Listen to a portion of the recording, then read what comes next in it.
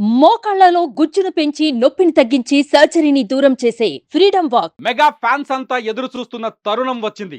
ఎన్నో ఏళ్లుగా ప్రజల కోసం పాటుపడుతున్న జనసేనాని పవన్ కళ్యాణ్ ప్రజాప్రతినిధిగా అద్భుతమైన విజయం సాధించారు. అంతేకాదు డిప్యూటీ సీఎంగా ప్రమాణ స్వీకారం చేస్తున్నారు.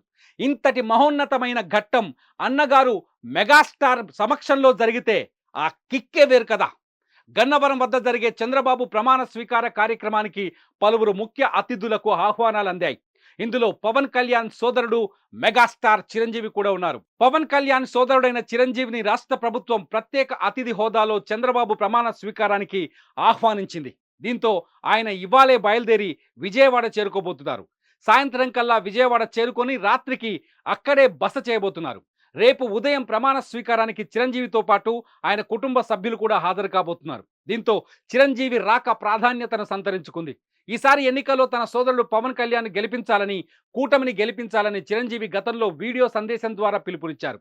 ఆ తర్వాత పవన్ కుటుంబ సభ్యులు కూడా పవన్తో పాటు ఇతర కూటమి అభ్యర్థుల గెలుపు కోసం పలు చోట్ల ప్రచారం చేశారు. ఈ నేపథ్యంలో పవన్ చిరు కుటుంబ సభ్యులకు ప్రత్యేక ఆహ్వానం అందడంతో పాటు ప్రత్యేక ఆతిథ్యం కూడా ఉంటుందని తెలుస్తోంది. ఈ అపూర్వమైన దృశ్యాన్ని చూసేందుకు అభిమానులు, ప్రజలు, కార్యకర్తలు ఎదురు చూస్తున్నారు.